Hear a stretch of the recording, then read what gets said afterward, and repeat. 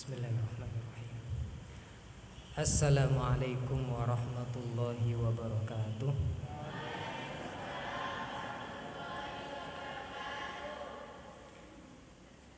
Alhamdulillah. Alhamdulillahilladzi hadana li hadza wa ma kunna linahtadiya laula an hadana Allah. Asyhadu an la ilaha illallah wahdahu la syarika lah. Wa asyhadu anna Muhammadan abduhu wa rasuluh. Allahumma salli wa sallim ala nabiyyika wa rasulika Muhammad wa ala alihi wa ashabihi wa man tabi'ahum bi ihsanin ila yaumiddin, amma ba'd. Alhamdulillah, segala puji-pujian yang terindah hanya pantas kita panjatkan kehadirat Allah Subhanahu wa taala atas segala kenikmatan, hidayah, inayah dan taufik yang tidak henti-hentinya Allah limpahkan dan curahkan kepada kita. Yang mudah-mudahan dengan kenikmatan tersebut kita bisa menjadi hamba-hamba Allah yang bersyukur, yang bisa mengumpulkan bentuk kesyukuran di dalam 3 hal. Yang pertama, mensyukuri dengan hati kita, yakin bahwasanya kenikmatan tersebut hanyalah dari Allah Subhanahu wa taala. Bentuk kesyukuran yang kedua, kita banyak memuji Allah Subhanahu wa taala atas setiap kenikmatan yang Allah berikan kepada kita. Dan bentuk kesyukuran yang ketiga adalah kita menggunakan kenikmatan tersebut di dalam melakukan ketaatan kepada Allah Subhanahu wa taala. Salawat dan salam mudah-mudahan senantiasa terlimpahkan kepada junjungan kita, Nabi yang mulia, Nabi kita sallallahu alaihi wasallam, kepada keluarga beliau, sahabat beliau, dan kepada seluruh pengikut beliau sampai hari kiamat kelak.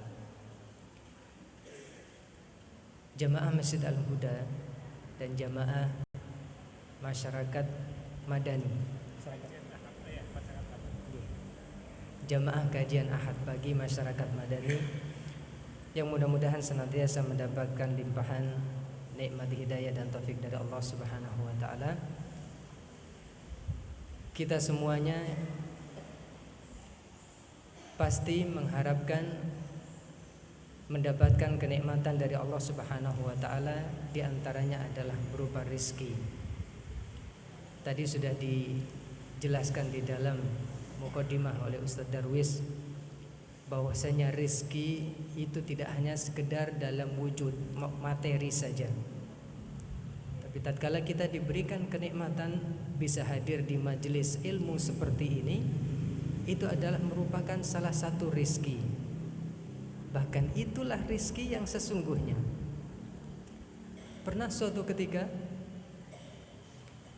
Abu Hurairah radhiyallahu anhu melihat banyak manusia disibukkan di pasar, disibukkan dengan urusan rizki, yaitu dalam jual beli dan sebagainya. Maka Abu Hurairah radhiyallahu anhu mengatakan kepada mereka, kalian disibukkan di sini, padahal sekarang sedang dibagi warisan Nabi sallallahu alaihi wasallam. Maka para sahabat, orang yang disibukkan dengan jual beli, disibukkan dengan dagang, wah, ini Nabi dibagi warisan Nabi sallallahu alaihi wasallam. Maka mereka bertanya, di mana wahai Abu Hurairah? Sedang dibagi rizki di mana? Di Masjid Nabawi. Mereka akhirnya berbondong-bondong menuju Masjid Nabawi. Ternyata di sana tidak ada apa-apa. Tidak ada dinar, tidak ada dirham yang dibagi-bagi. Akhirnya mereka datang lagi kepada Abu Hurairah, wahai Abu Hurairah, engkau berbohong. Tidak ada pembagian warisan Nabi SAW sedikit pun di Masjid Nabawi. Kemudian apa yang dikatakan oleh Abu Hurairah? Apa yang kalian lihat di sana? Madza ra'aitum? Mereka mengatakan, kami hanya melihat di sana ada majelis ilmu. Sahabat yang memiliki ilmu tafsir menjelaskan tentang tafsir. Sahabat yang ahli di dalam ilmu fikih menjelaskan fikih. Apa yang dikatakan oleh Abu Hurairah? Itulah warisan Nabi sallallahu alaihi wasallam. Dzaka mirathun Nabi sallallahu alaihi wasallam. Itulah warisan Nabi sallallahu alaihi wasallam. Makanya Nabi sallallahu alaihi wasallam beliau tidak meninggalkan dinar dan dirham. Wa innama warathul ilma, al-anbiya lam yuwarrithu dinaran wala dirham wa innama warathul ilma. Para nabi tidak meninggalkan dinar dan dirham, akan tapi mereka mewariskan ilmu. Itulah rizki yang sesungguhnya. Maka kita patut bersyukur tatkala Allah memberikan kenikmatan kepada kita untuk bisa hadir di majelis ilmu. Ini adalah merupakan salah satu bentuk rizki dari Allah, kenikmatan dari Allah Subhanahu wa taala. Dan masih banyak kenikmatan-kenikmatan yang lain, baik yang kita sadari ataupun yang tidak kita sadari. Pada kesempatan kali ini yang kita bahas insyaallah taala adalah rizki dalam hal wujud yang biasa kita cari, yaitu rizki dalam hal harta yang halal atau rizki dalam hal harta yang thayyib. Bapak Ibu sekalian, sering di antara kita hidupnya menjadi gelisah, hidupnya menjadi tidak tenang dan tidak tentram. Bahkan tidak sedikit rumah tangga yang menjadi berantakan. Suami istri yang sebelumnya saling mencintai dan menyayangi akhirnya berpisah. Di antara sebab yang sering terjadi adalah masalah ekonomi. Ini yang sering terjadi. Bukankah Allah Subhanahu wa taala tatkala Allah menciptakan makhluk, jangankan manusia, binatang pun tatkala diciptakan oleh Allah Subhanahu wa taala, Allah sudah menjamin rizkinya. Bahkan Allah abadikan di dalam Al-Qur'an, dalam surat Hud ayat 6, "Wa ma min dabatin fil ardi illa 'alallahi rizquha." Tidak ada seekor binatang pun di atas permukaan bumi ini kecuali Allah Subhanahu wa taala yang menjamin rizkinya. Maka masa kita kalah sama binatang? Tatkala Allah menciptakan kita, itu artinya Allah Subhanahu wa taala sudah menjamin rizki kita. Jadi tatkala kita diberikan kenikmatan rizki yang lapang, itu adalah fadlun minallah, karunia dari Allah. Tapi terkadang Allah Subhanahu wa taala menghendaki kita dalam keadaan kurang rizki kita. Di balik itu juga ada hikmahnya. Kewajiban bagi kita adalah tetap bersabar dan memohon kepada Zat yang Maha memberi rizki, yaitu Allah Subhanahu wa taala. Kalau kita senantiasa menyadari ini, Bapak Ibu sekalian, hidup kita akan tenang, hidup kita akan tentram. Kita dalam kehidupan kita saat ini, mungkin tidak ada di antara kita yang rumahnya tidak mengepulkan api. Semiskin-miskinnya kita, pasti dalam satu hari masih alhamdulillah makan 3 hari. Lihat bagaimana kehidupan Nabi sallallahu alaihi wasallam. Sampai dijelaskan oleh Aisyah radhiyallahu anha, telah berlalu 2 purnama, artinya adalah 3 bulan. Walam tuqat fi buyutin Nabi sallallahu alaihi wasallam an-nar. Berlalu 2 bulan purnama, yaitu 3 bulan, tidak ada satu rumah pun dari rumah istri-istri Nabi sallallahu alaihi wasallam yang dapurnya mengepulkan api. Ini artinya apa? Kehidupan yang sangat sederhana, sampai tidak ada bahan masakan pun yang dimasak.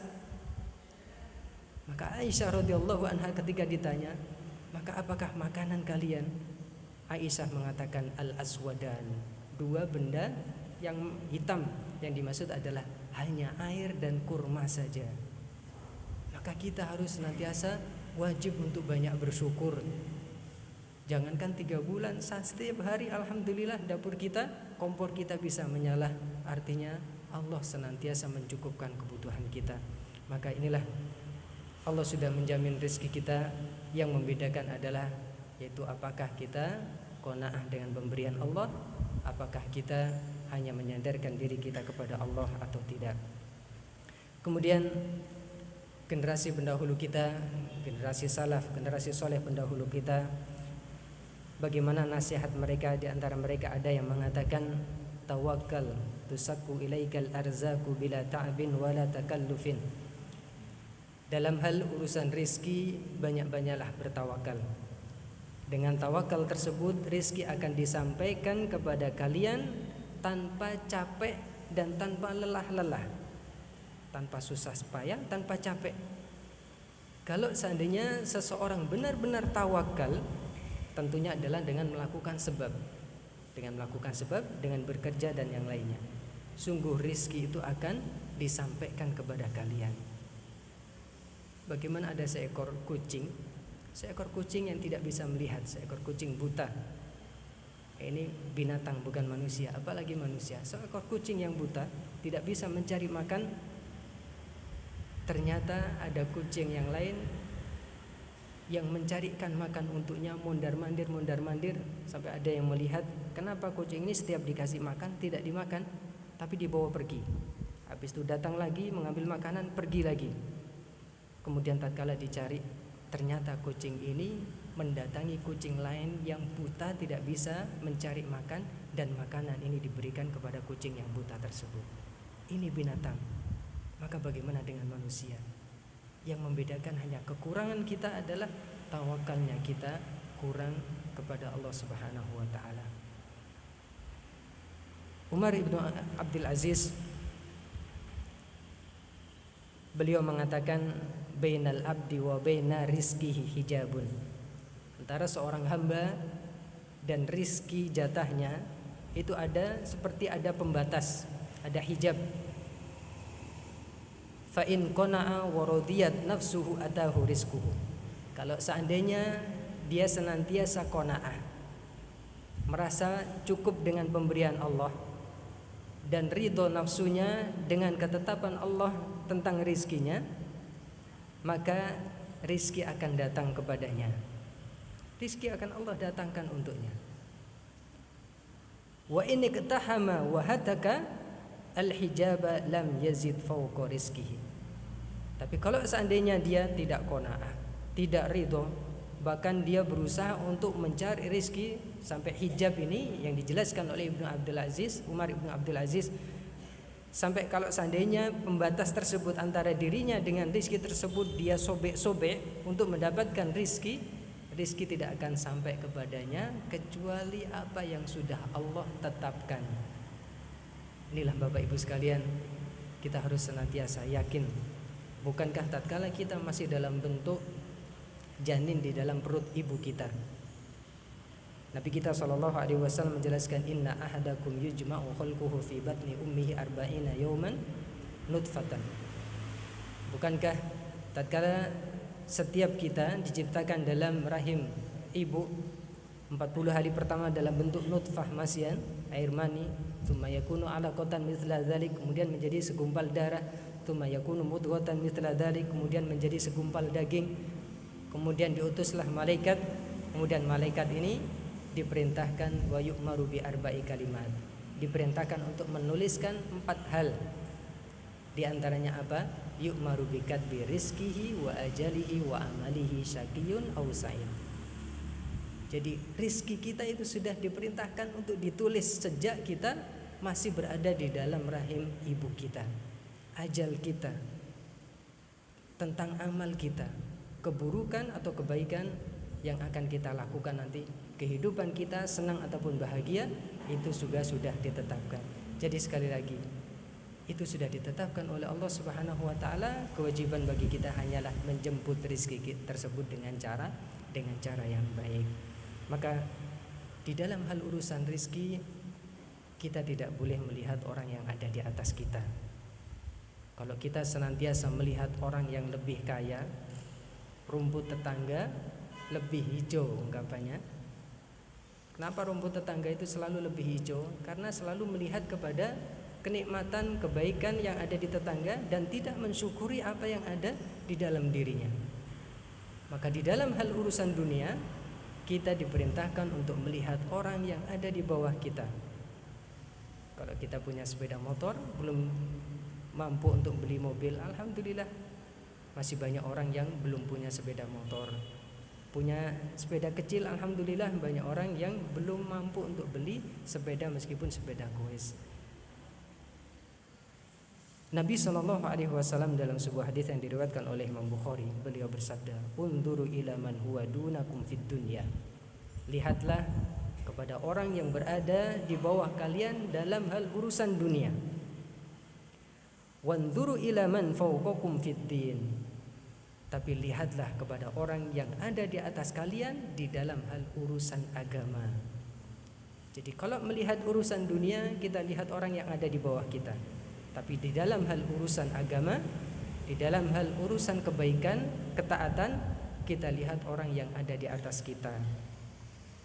Misalnya ada orang yang ahli sedekah, Masya Allah, orang ini gampang sekali ringan tangan untuk bersedekah. Kita lihat dan kita ingin mengikutinya. Ada orang yang senantiasa menjaga sholat 5 waktu di masjid, kita ingin juga seperti dia. Jangan, oh alhamdulillah saya sudah sholat meskipun bolong-bolong, daripada teman yang tidak sholat sama sekali. Salah, karena yang dibandingkan orang yang tidak sholat sama sekali. Tapi kita lihat orang yang ada di atas kita lebih baik dari kita di dalam hal urusan agama.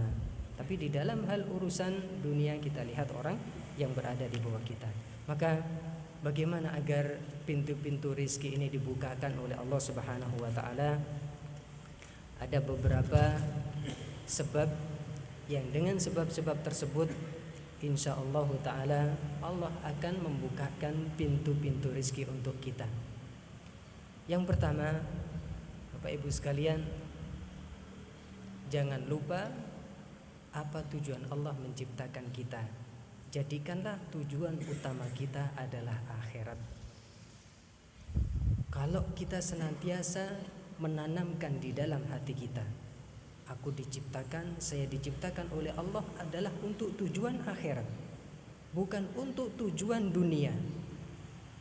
Maka kalau niat ini senantiasa ada di dalam hati kita, maka rizki akan mengejar kita. Bukan kita yang mengejar rizki, tapi rizki yang mengejar kita. Karena sekarang banyak orang yang justru terbalik, seakan-akan dia diciptakan untuk dunia. Bahkan kalau seandainya dia melakukan ibadah pun dengan tujuan untuk mengharapkan balasan berupa dunia. Karena banyak orang biar rizkinya lancar, akhirnya apa? Dia bersedekah hanya dengan niat agar rizkinya lancar.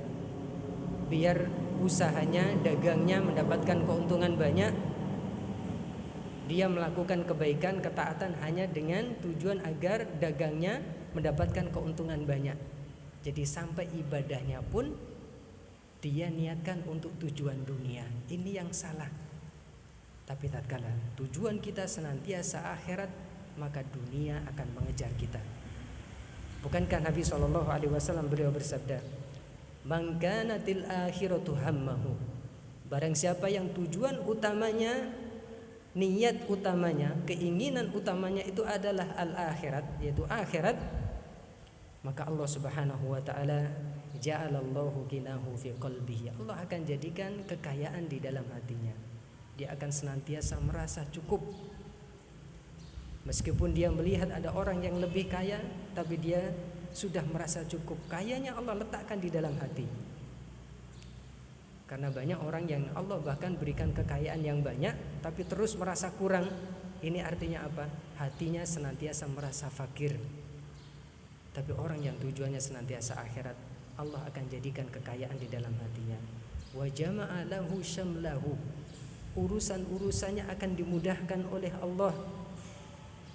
Jadi Bapak Ibu sekalian, kalau kita ingin urusan kita dimudahkan oleh Allah, jadikan setiap apa yang kita lakukan adalah untuk akhirat. Setiap ucapan, setiap perbuatan kita niatkan untuk beribadah kepada Allah Subhanahu wa taala. Maka seluruh urusan kita sudah Allah janjikan melalui sabda Nabi sallallahu alaihi wasallam, wa jama'a lahu syamlahu wa atadhu dunya wa hiya rahimah. Dan dunia akan datang kepadanya, akan mengejarnya dalam keadaan hina. Bukan dia yang mengejar dunia, tapi dunia yang justru mengejar dia. Seperti kisah Imam Ahmad bin Hanbal rahimahullahu taala.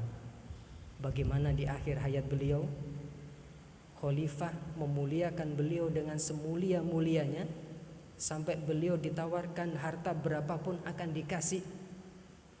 Tapi Imam Ahmad bin Hanbal tidak mau. Dunia datang mengejar Imam Ahmad, tapi Imam Ahmad justru ingin lari dari dunia. Karena apa? Karena tujuannya adalah akhirat. Tujuannya adalah mendapatkan apa yang ada di sisi Allah Subhanahu wa taala. Dan sebaliknya Bapak Ibu sekalian, wa man kanatid dunya hammahu ja'alallahu faqrahu baina ainaihi. Dan barang siapa yang tujuan utamanya, keinginan terbesarnya adalah dunia, maka Allah akan menjadikan kefakiran senantiasa terbayang-bayang, senantiasa nampak di depan matanya. Wa farraqa alaihi syamlahu, Allah persulitkan urusannya. Makanya kenapa ada orang itu urusannya selalu sulit, seakan-akan dia dibiarkan oleh Allah Subhanahu wa taala dengan sibuk dalam urusannya. Di antaranya adalah bisa jadi niatnya salah. Dia niatnya yaitu keinginan terbesarnya adalah dalam hal urusan dunia. Walam ya'tihi minad dunya illa ma qaddara lahu. Dan dunia pun meskipun dia kejar dengan banting tulang peras keringat, dunia tidak akan datang kepadanya kecuali apa yang sudah Allah tetapkan, apa yang sudah Allah takdirkan.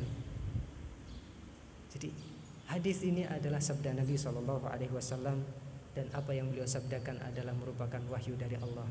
Jadi yang pertama, kalau kita ingin rizki kita dimudahkan oleh Allah, jadikan tujuan utama kita adalah akhirat. Jangan tujuan utama kita dunia. Kita mencari dunia adalah untuk membantu kita menuju akhirat, bukan kita diciptakan untuk tujuan dunia saja. Maka di dalam doa diantaranya yang diajarkan oleh Nabi SAW adalah Allahumma la taj'alid dunya akbaru hammina. Ya Allah, janganlah Engkau jadikan dunia ini keinginan terbesarku, tujuan terbesarku. Akan tetapi kita memohon keinginan dan tujuan terbesar kita adalah yaitu kehidupan yang sesungguhnya di akhirat, yaitu surga Allah Subhanahu wa taala. Kemudian yang kedua, di antara sebab yang lain adalah agar pintu rizki dibukakan oleh Allah, kita hanya minta rizki kepada Allah. Bukankah kita senantiasa belajar, mendengar dan tahu di antara nama Allah adalah Ar-Razzaq. Allah Maha memberi rizki. Maka hanya kepada Allah wajib kita untuk meminta rizki. Allah memerintahkan fabtaghu indallahi rizqa. Maka hanya mintalah kepada Allah tentang rizki. Karena banyak saudara kita, mudah-mudahan Allah memberikan hidayah kepada mereka, tatkala mereka ingin rizkinya lancar, usahanya untung banyak, mereka perginya kemana? Perginya ke dukun. Bahkan naudzubillah, banyak sekarang dukun yang berkedok kiai, dikasih raja-raja huruf-huruf hijaiyah yang kita tidak paham maksudnya apa, hanya huruf hijaiyah, alif, ba, ha, jim dan seterusnya, kemudian diberikan kepada kita sebagai jimat dengan mengatakan nanti rizkimu akan dilancarkan. Padahal kalau kita tahu huruf-huruf itu adalah singkatan dari nama-nama jin. Sampai ada seorang masyayikh yang beliau mendalami di dalam permasalahan bagaimana memerangi perdukunan. Ternyata maksud dari huruf-huruf hijaiyah yang ditulis di dalam kertas yang biasa diberikan oleh dukun itu adalah singkatan dari nama-nama jin. Maka orang yang datang kepada dukun berarti dia tidak minta kepada Allah, tapi minta kepada dukun atau minta kepada jin dan syaitan. Saya pernah jalan-jalan ke Laut Bambang atau Watu Pecah di Pasirian. Ada orang membawa kertas, nggak tahu ditulis apa, seperti baca atau dilihat, kemudian dilemparkan ke laut. Kemudian mengeluarkan kertas lagi, dilemparkan ke laut. Mengeluarkan kertas, dilemparkan ke laut. Saya juga pernah naik ke Gunung Lawu yang berada di Magetan. itu di puncak sana itu banyak sesaji-sesaji. Itu mereka melakukan hal seperti itu adalah kebanyakan adalah minta agar diberikan keselamatan, minta diberikan kelapangan rezeki dan sebagainya. Bahkan ada di dekat rumah saya di Jember, apabila akan datang musim tanam dalam setiap tahun biasanya sekali atau 2 tahun sekali, yang mereka lakukan adalah menyembelih kambing 2 ekor, nanti 2 telinganya diambil dan keempat kakinya diambil, diletakkan dalam cobek dari tanah liat, kemudian diletakkan di tengah-tengah pertigaan jalan dan kambingnya disembelih di pertigaan jalan. Mereka mengatakan tatkala ditanya, "Kenapa ini?" Mereka mengatakan tasyakuran agar panennya, rizkinya lancar. Waliyadzubillah. Kenapa tidak minta kepada Allah? Tapi bahkan menyembelih ditujukan kepada jin yang menunggu sawah. Maka ini adalah sebuah kesyirikan. Hati-hati. Bukankah Nabi SAW sudah memperingatkan kita? Man ata arrafan fasa'alahu an syai'in lam tuqbal lahu salatun arba'ina lailatan. Barang siapa yang mendatangi paranormal, padahal aslinya para tidak normal nggih. Para tidak normal karena mereka mengajak kepada kesyirikan. Kemudian bertanya, sekedar bertanya saja, hati-hati, sekedar bertanya saja, lam tuqbal lahu salatun arba'ina lailatan. Tidak diterima sholatnya selama 40 hari. Na'udzubillah. Dan sekarang tidak jauh-jauh kalau tanya kepada paranormal dukun, cukup dengan WA. Karena sekarang tukang dukun sudah pinter-pinter, pakai aplikasi, cukup minta apa nanti bayar, nanti akan dijelaskan. Na'udzubillah. Dan kalau percaya, kalau tadi sekedar bertanya saja, kalau percaya, man atakahinan fasaddaqahu bima yaqul faqad kafara bima unzila ala Muhammad sallallahu alaihi wasallam. Barang siapa yang datang kepada dukun kemudian percaya dengan apa yang dikabarkan oleh dukun, Nabi menjelaskan sungguh dia telah kufur terhadap apa yang diturunkan oleh Allah kepada Nabi sallallahu alaihi wasallam. Jadi dosanya sangat besar. Mendatangi paranormal, bertanya dan membenarkan apa yang mereka katakan. Jadi rizki hanya kita minta kepada Allah Subhanahu wa ta'ala, karena Allah lah yang maha memberikan rizki. Apapun yang kita minta, hanya kita minta kepada Allah Subhanahu wa ta'ala. Kemudian yang kedua, yang selanjutnya, yang ketiga, agar pintu rizki dibuka oleh Allah, kita banyak-banyak beristighfar. Karena apa? Tabiat kita Bapak Ibu sekalian, kita itu banyak salah dan dosa. Kullu bani Adam khata'. Setiap anak Adam itu banyak melakukan kesalahan. Wa khairul khata'ina tawwabun. Dan sebaik-baik orang yang melakukan kesalahan adalah bertobat, banyak istighfar.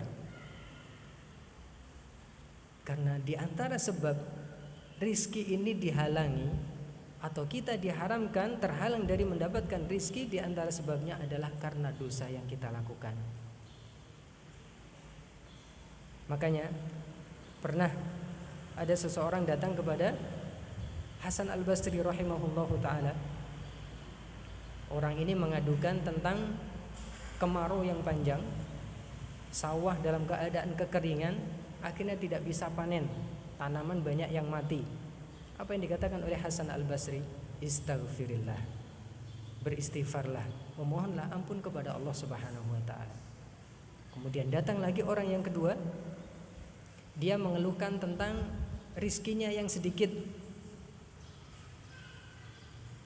Hasan Al-Basri mengatakan lagi, istaghfirillah. Kemudian datang orang yang ketiga. Orang ini minta agar didoakan agar memiliki anak, karena belum punya anak, nikah sudah lama tidak punya anak. Hasan Al-Basri mengatakan lagi, istaghfirillah, mohonlah ampun kepada Allah, istaghfirillah, istighfar. Maka ada yang heran, akhirnya bertanya kepada beliau, ya Imam, ada 3 orang yang datang kepada Anda dengan pengaduan yang berbeda-beda, tapi kenapa Anda kok memberikan nasihat yang sama?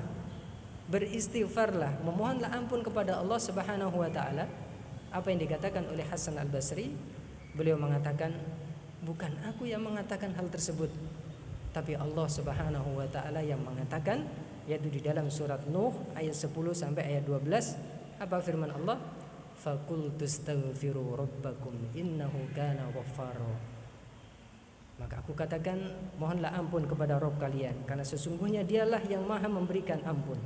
Yursilis samaa'a 'alaikum midrara. Jika kalian banyak beristighfar memohon ampun kepada Allah, yursilis samaa'a 'alaikum midrara, maka Allah akan menurunkan hujan dari langit dengan hujan yang lebat. Wa yumdidukum bi amwali wa banina, kemudian Allah akan memperbanyakkan harta-harta kalian, dan wa yaj'al lakum jannati wa yaj'al lakum anhara, dan akan menjadikan untuk kalian jannatin, kebun-kebun, dan menjadikan untuk kalian anharo, sungai-sungai yang mengalir untuk mengairi sawah. Jadi di dalam ayat ini Allah menjelaskan dengan beristighfar maka Allah akan menurunkan hujan dari langit. Dengan hujan tersebut maka orang-orang akan bisa menanam tanaman, tanaman akan menjadi subur dan kemudian menghasilkan rizki untuk mereka. Dengan beristighfar Allah akan memberikan anak kepada mereka, dan dengan istighfar Allah akan mencukupkan mereka, yaitu dengan rizki. Jadi kalau kita merasa rizki kita lagi sulit, seakan-akan rizki kita seret, ini diantara sebabnya adalah karena dosa kita. Kita harus peka, maka kita banyak beristighfar. Karena Nabi SAW beliau bersabda, innal abda la yuhramur rizqu bidzambi yusibuhu. Sesungguhnya seorang hamba dihalangi dari mendapatkan rizki karena dosa yang telah dia lakukan. Jadi yang harus kita lakukan Bapak Ibu sekalian, kalau ingin rizki kita lancar, kita banyak beristighfar, mohon ampun kepada Allah Subhanahu wa taala, kepada Zat yang Maha memberi rizki, kepada Zat yang Maha mencukupkan semua kebutuhan kita, semua hal-hal yang kita butuhkan. Kemudian sebab yang lain adalah bertawakal kepada Allah Subhanahu wa taala. Tawakal artinya adalah menyandarkan diri hanya kepada Allah Subhanahu wa taala. Kita hanya diperintahkan untuk melakukan sebab, bekerja. Kalau berdagang kita hanya diperintahkan untuk melakukan sebab berdagang, tapi yang mendatangkan rizki adalah Allah. Kita bertawakal kepada Allah Subhanahu wa taala. Jangan kita kalah sama burung. Burung itu tidak punya alat untuk menanam, tidak punya alat untuk memanen, tapi bagaimana burung itu keluar di pagi hari dalam keadaan bahagia, berkicau, tapi pulang sore hari dalam keadaan temboloknya sudah penuh dengan makanan. Makanya Nabi SAW beliau menjelaskan, "Lau annakum kuntum tatawakkaluna 'alallahi haqqa tawakkuli." Kalau seandainya kalian bertawakal kepada Allah dengan tawakal yang sesungguhnya, la razaqakum aw la ruziktum kama turzaqut tayr taghdu khimasan wa taruhu bitanan. Maka sungguh, lam di sini dalam bahasa Arab, kalau kita belajar bahasa Arab ada lam taukid, benar-benar penekannya. La ruziktum, sungguh kalian akan diberikan rizki sebagaimana seekor burung diberikan rizki. Dia pergi dalam keadaan perutnya kosong, temboloknya kosong, dia pulang dalam keadaan temboloknya penuh dengan makanan. Ini tawakal. Jadi ketika kita menggelar dagangan kita, tawakal. Yang mendatangkan pembeli adalah Allah. Kalau seandainya kita bersebelahan dengan orang yang dagangannya sama, di pasar dagangannya sama, kita bertawakal dan berdoa kepada Allah. Karena siapa yang menjadikan pembeli datang ke kita, tidak datang kepada tetangga penjual kita, adalah Allah. Kalau tawakal ini benar-benar dengan sesungguhnya, bahkan dengan tawakal ini Allah akan memberikan rizki dari jalan yang tidak disangka-sangka. Ada kisah yang sangat luar biasa dari pemuka generasi tabi'in yang bernama Abu Muslim Al-Khawlani. Ini disebutkan oleh Imam Adz-Dzahabi di dalam Syiar A'lamin Nubala. Abu Muslim Al-Khawlani ini beliau suka bersedekah. Beliau di antara pemuka generasi tabi'in. Suatu ketika makanan di rumah sudah habis, anak dalam keadaan lapar. Istrinya mengatakan kepada Abu Muslim, "Wahai Abu Muslim, pergilah ke pasar, bawalah 1 dirham ini. Uang tinggal 1 dirham.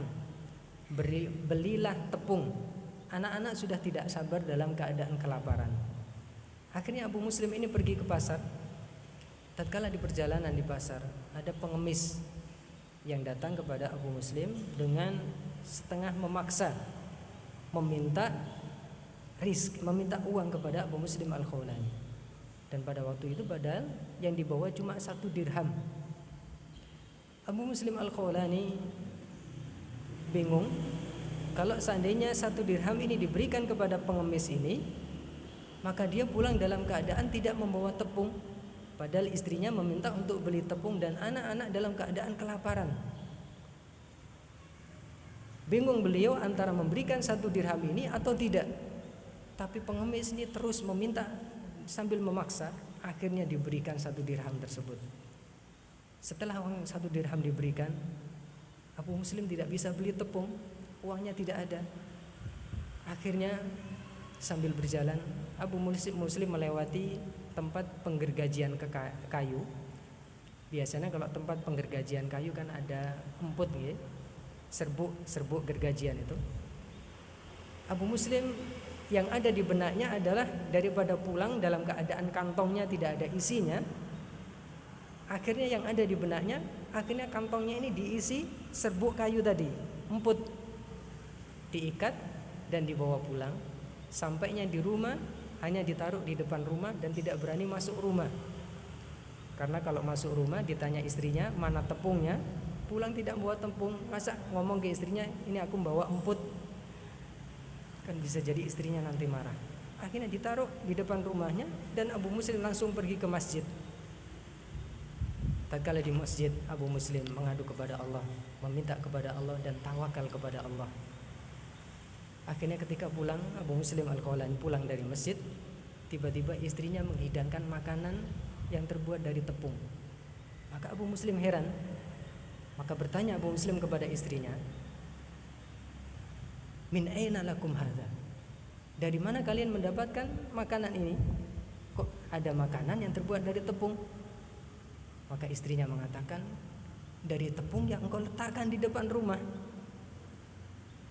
Jadi kantong yang diisi emput oleh Abu Muslim Al-Khawlani ini, karena beliau adalah seorang wali dari wali Allah. Kalau sekarang ada orang seperti ini, langsung mungkin disanjung-sanjung jadi wali seperti itu. Karena apa? Karena tawakalnya beliau kepada Allah, keyakinan beliau kepada Allah, sampai suatu hal yang menurut kita mustahil itu adalah menjadi mudah bagi Allah Subhanahu wa taala. Emput yang dimasukkan ke dalam tepung tadi, Allah rubah menjadi tepung yang kemudian bisa dimasak oleh istrinya, dimakan oleh anak-anaknya. Ini yang dijelaskan sampai ditulis oleh Imam Az-Zahabi di dalam kitab beliau Syiar A'lamin Nubala. Jadi Bapak Ibu sekalian, tawakal kepada Allah itu diantara sebab-sebab utama yang dengan tawakal tersebut Allah akan membukakan pintu-pintu rizki kepada kita. Allah berfirman, "Wa may yatawakkal 'alallahi fahuwa hasbuh." Dan barang siapa yang bertawakal kepada Allah, maka Allah lah yang akan mencukupkannya. Kita yakin Allah lah yang akan mencukupkan kita. Kemudian selanjutnya, di antara sebab dibukanya pintu rizki adalah takwa Allah. Kita harus terus berusaha meningkatkan ketakwaan kita kepada Allah Subhanahu wa taala. Dan itulah sebaik-baik bekal. Khairuz zadit taqwa, sebaik-baik bekal adalah ketakwaan kita kepada Allah Subhanahu wa taala. Apa artinya takwa? Takwa yang selama ini kita pahami, menjalankan perintah-perintah Allah dan meninggalkan larangan-larangannya. Tapi pengertian yang sempurna adalah amalun bi ta'atillahi ala nurin minallah raja'a thawabillah, yaitu kita melakukan ketaatan-ketaatan kepada Allah didasari ilmu. Jadi disinilah Bapak Ibu sekalian tentang pentingnya kita untuk terus belajar, terus duduk di majelis ilmu. Karena dengan ilmu maka kita akan bisa melakukan ketaatan kepada Allah dengan benar. Karena banyak orang yang dia mengira melakukan ketaatan, tapi ternyata bukan ketaatan. Karena dia lakukan tanpa ada dasarnya, tanpa ada tuntunannya. Disinilah pentingnya kita untuk terus belajar. Tatkala melakukan ketaatan kepada Allah, kita mengharapkan pahala di sisi Allah Subhanahu wa taala. Ini takwa. dan meninggalkan maksiat, wa tarku maksiatillah ala nurin minallah khifata adzabillah, dan meninggalkan kemaksiatan berdasarkan ilmu, didasari dengan ilmu karena takut akan azab Allah Subhanahu wa taala. Maka dengan ketakwaan tersebut Allah Subhanahu wa taala akan memudahkan rizki untuk datang kepada kita, bahkan rizki yang akan mengejar kita meskipun kita lari. Jadi rizki sama sekali tidak akan pernah meleset kepada orang lain, tapi rizki tersebut pasti akan sesuai dengan sasarannya yang sudah ditetapkan oleh Allah Subhanahu wa taala. Allah berfirman, "Wa may yattaqillaha yaj'al lahu makhrajan wa yarzuqhu min haitsu la yahtasib." Barang siapa yang bertakwa kepada Allah, maka Allah akan berikan jalan keluar di dalam setiap permasalahannya, di dalam setiap kesulitannya, dan Allah akan memberikan rizki dari arah-arah yang dia tidak sangka sama sekali. Jadi kalau kita panjenengan misalnya dari tempat kerjanya dapat gaji cuma 1,5 juta, padahal kalau dihitung-hitung kebutuhan panjenengan dalam 1 bulan itu bisa jadi sampai 2 juta atau lebih. Maka yakinlah, bertakwalah kepada Allah Subhanahu wa taala, insya Allah Allah akan memberikan rizki dari jalan-jalan yang kita tidak sangka. Rizki akan datang bukan hanya dari tempat kita kerja, bisa jadi rizki datang dari arah yang lain. Inilah pentingnya untuk terus bertakwa kepada Allah Subhanahu wa taala. Kemudian sebab yang lain, berapa menit lagi? 5 menit lagi. Oke, 5 menit lagi. Kemudian yang lain adalah dengan banyak sedekah. Kalau kita mampu sedekah banyak, alhamdulillah. Kalau kita mampunya baru sedikit juga alhamdulillah. Dengan sedekah tersebut insya Allah setiap sedekah yang kita keluarkan kita mendapatkan 2 keuntungan. Insya Allah kita akan ditambahkan rezeki kita, dan yang kedua kita akan punya tabungan kelak tatkala kita kembali kepada Allah. Jadi sedekah itu sama sekali sebenarnya tidak mengurangi harta kita, tapi justru sedekah tersebut ini akan menjadi tabungan kita tatkala kita bertemu dengan Allah. Suatu ketika di dalam rumah Nabi SAW disembelih seekor kambing atau seekor domba. Kemudian Nabi bertanya kepada Aisyah, apakah masih ada tersisa dari kambing yang sudah disembelih? Aisyah mengatakan, intaha kulluha illa katifaha. Wahai Rasulullah, semuanya sudah habis. Jadi daging-dagingnya sudah dipotong-potong, dibagikan ke tetangga, dibagikan kepada orang yang butuh. Tidak tersisa kecuali hanya yaitu lengannya saja. Satu, apakah kaki depan atau kaki belakang, sebelah saja. Tapi ternyata apa yang dikatakan oleh Nabi SAW, la bal baqiya kulluha illa katifaha. Tidak Aisyah, tapi justru semuanya tersisa, hanya satu paha saja atau kaki depan saja yang tidak tersisa. Artinya apa? Semua daging-daging yang menurut Aisyah itu sudah habis, tapi itu ternyata tidak habis. Tapi itulah tabungan kelak yang akan dikembalikan kepada orang yang bersedekah. Jadi kalau kita punya uang misalnya 100.000, kita sedekahkan 10.000, yang 90.000 kita makan akhirnya habis, maka sebenarnya harta kita yang sesungguhnya yang akan kita mendapatkan kelak di hari kiamat itu hanya 10.000. Jadi 90.000 sudah habis. Makanya inilah, kalau kita senantiasa paham seperti ini, maka kita tidak akan bakhil. Makanya Abu Bakar As-Siddiq radhiyallahu anhu, bagaimana beliau sampai mensedekahkan seluruh hartanya, sampai Umar pernah suatu ketika merasa yakin bisa mengalahkan Abu Bakar. Umar bersedekah dengan setengah hartanya, tapi Abu Bakar bersedekah dengan seluruh hartanya.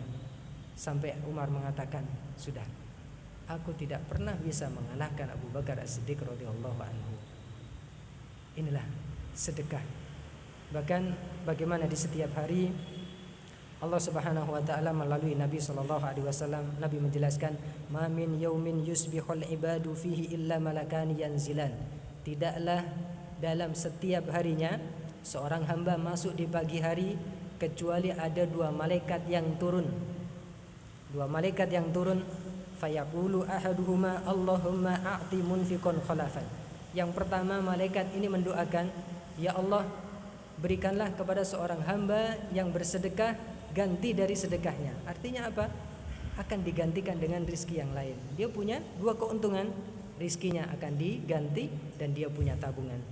Tapi malaikat yang lain mengatakan, Allahumma a'ti mumsikan talafan. Ya Allah, berikanlah orang yang kikir, yang bakhil dari bersedekah, berikanlah kerusakan di dalam hartanya. Naudzubillah. Jadi kalau kita pelit, kalau kita bakhil, itu yang mendoakan keburukan bukan manusia, Bapak Ibu sekalian, tapi yang mendoakan adalah malaikat. Apa kita tidak takut malaikat yang mendoakan keburukan dalam harta kita? Harta kita didoakan menjadi harta yang rusak, harta yang tidak berkah. Maka kalau kita ingin harta kita bertambah, harta kita berkah, maka kita banyak-banyak bersedekah. Dan kemudian terakhir, tenang Ustaz, yang terakhir adalah banyak-banyak berdoa. Kita banyak-banyak berdoa dan memohon kepada Allah Subhanahu wa taala agar rizki kita senantiasa dicukupkan, agar kita dijauhkan dari kefakiran. Bahkan di dalam doa yang kita disunahkan untuk zikir pagi dan petang, di antaranya adalah Allahumma inni a'udzubika minal kufri wal faqri. Ya Allah, aku berlindung kepadamu dari kekufuran dan dari kefakiran. Karena bisa jadi dengan kefakiran kita akan menjadi hamba-hamba Allah yang kemudian datang keburukan-keburukan di balik itu. Maka banyak doa-doa yang bisa kita dapatkan di dalam hadis-hadis Nabi SAW, yang dengan doa tersebut kita memohon kepada Allah agar dijauhkan dari kefakiran. Di antaranya sebagai penutup doa yang diajarkan oleh Nabi, ta'awwadzu billahi minal faqri, berlindunglah kepada Allah dari kefakiran, wal qillati, dan kesedikitan di dalam kebaikan, kesedikitan di dalam ketaatan dan sebagainya, wadzillah, dan kehinaan, wa antadzlima au tudlama, dari berbuat zalim atau dizalimi. Kita memohon kepada Allah Subhanahu wa taala agar dilancarkan, dimudahkan dan dibukakan pintu-pintu rizki untuk kita. Dengan rizki tersebut menjadikan kita hamba yang bersyukur, sehingga kita semakin bisa melakukan ketaatan dan beribadah kepada Allah Subhanahu wa taala. Ini yang bisa kami sampaikan. Untuk selanjutnya kita serahkan kepada Ustadz. Monggo. Bapak Ibu mungkin ada pengumuman yang perlu disampaikan dan kita akan dibuka 3 pertanyaan. 1, 2, langsung 3. Terima kasih.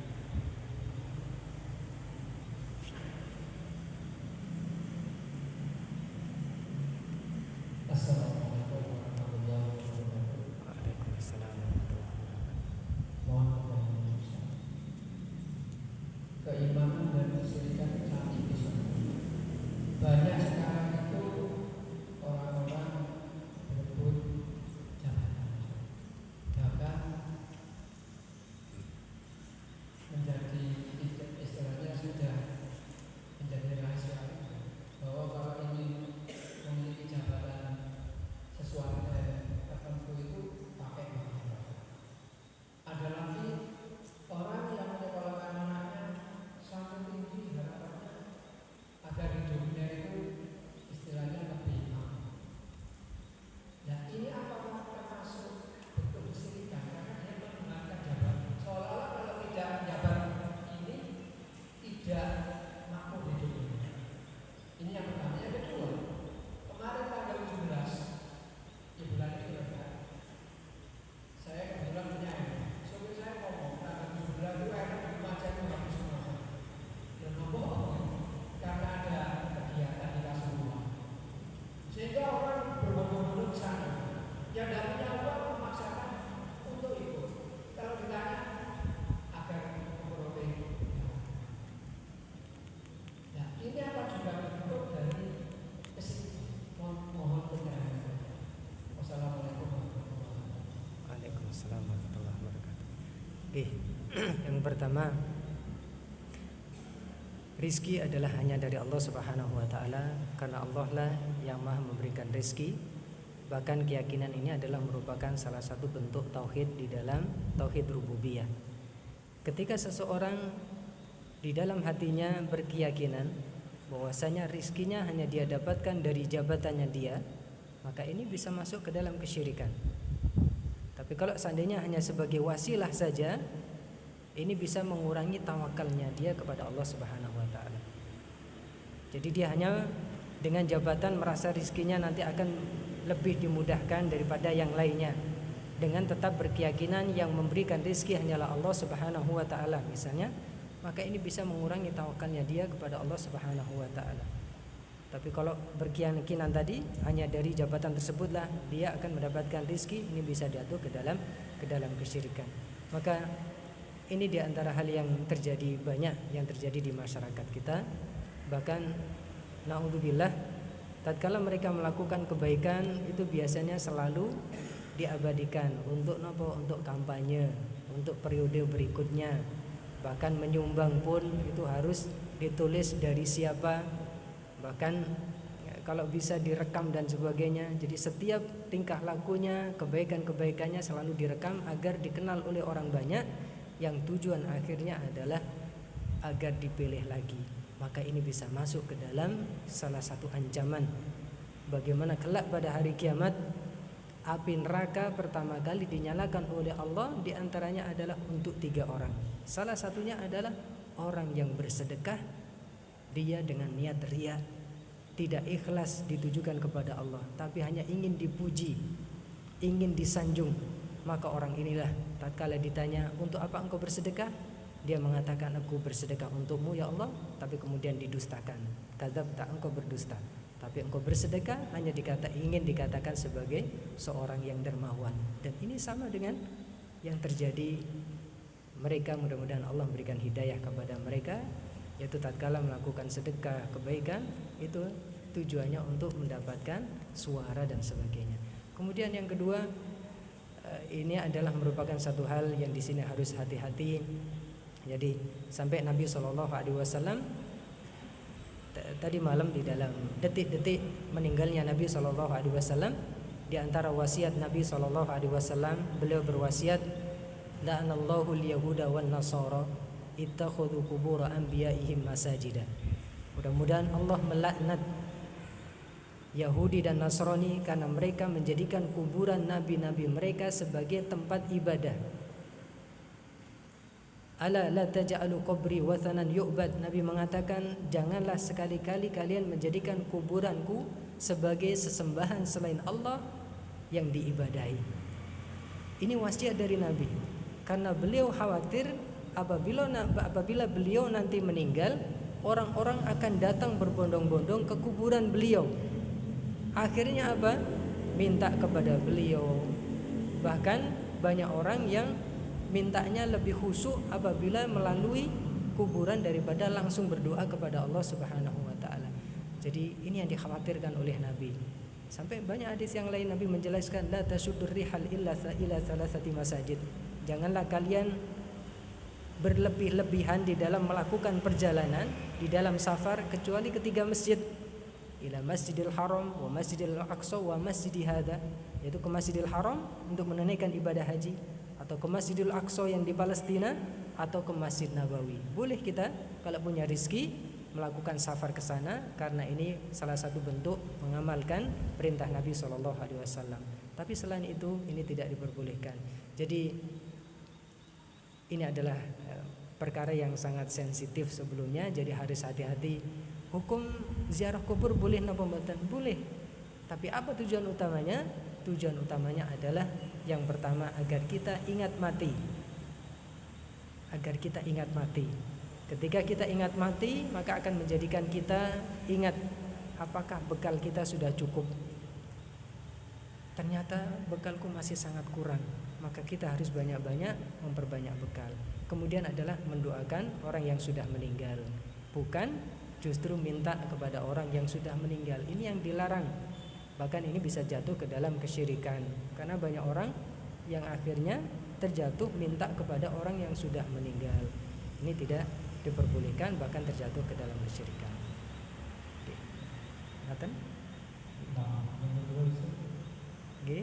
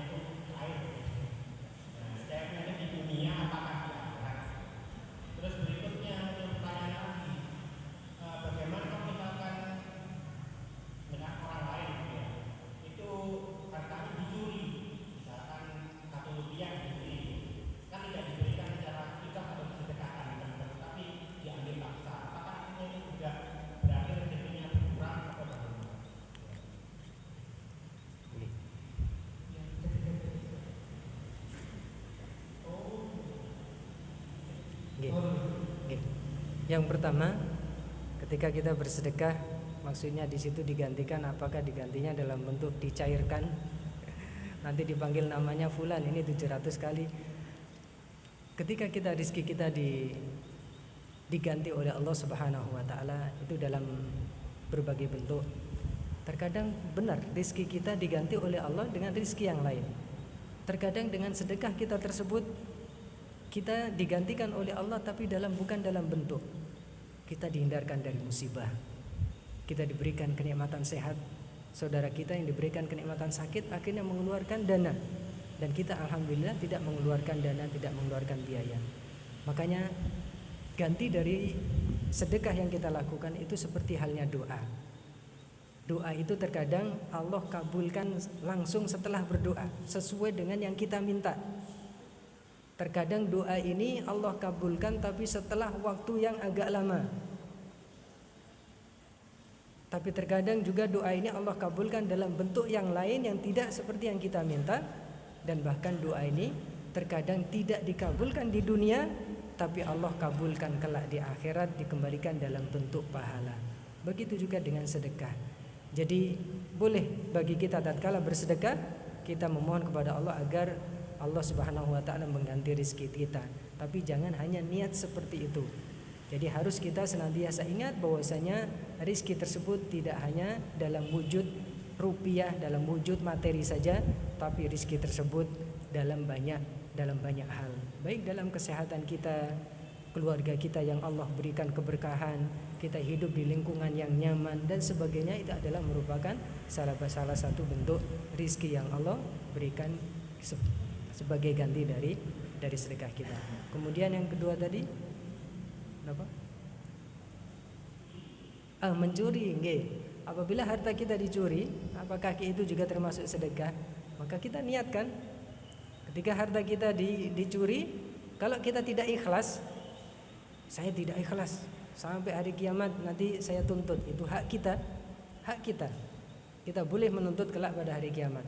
Tapi tatkala niat kita rubah, sudah saya bersedekah, bisa jadi dia memang dalam keadaan membutuhkan, maka yang seperti ini dia akan mendapatkan kebaikan. Yang pertama, dia mendoakan kebaikan, dan kemudian uang yang hilang darinya ini akan berubah menjadi sedekah. Karena ada memang di antara pencuri ini yang memang lagi membutuhkan. Bahkan bagaimana ada Syekh bin Baz atau Syekh Utsaimin, pernah suatu ketika ada pencuri ini datang dan kemudian ditangkap, tapi kemudian disuruh tidak boleh ditangkap, tidak boleh dipenjara. Akhirnya justru dijamu makan, ditanya tentang segala macam. Ternyata sebab dia mencuri adalah karena dalam keadaan kelaparan, keluarganya sangat lapar, atau di antara keluarganya ada yang sakit. Akhirnya malah habis mencuri, bukannya dihukum, ditambah uangnya untuk mencukupi kebutuhan keluarganya. Tapi setelah itu apa? Orang ini mendapatkan hidayah.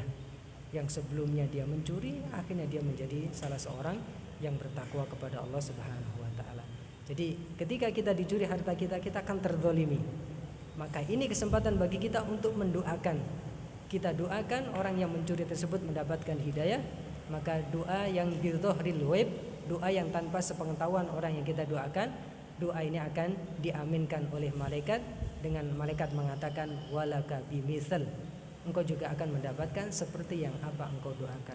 Maka inilah luar biasanya seorang mukmin yang hatinya senantiasa seperti itu, keburukan dibalas dengan kebaikan. Nggih. Nggih.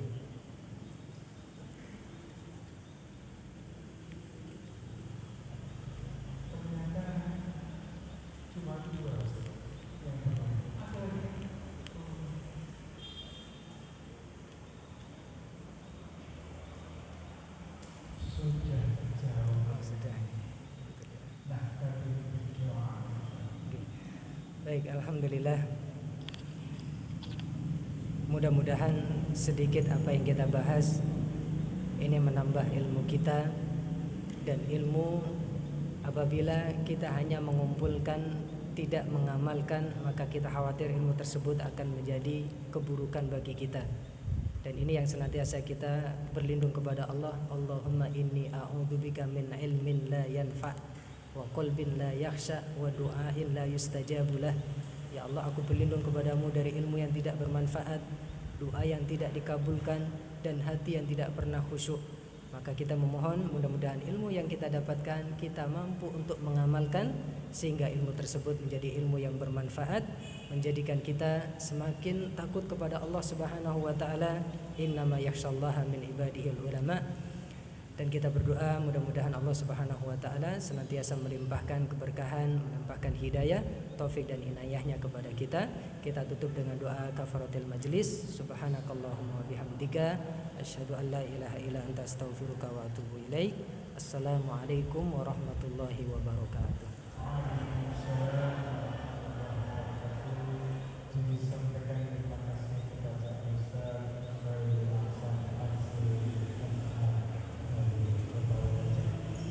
Untuk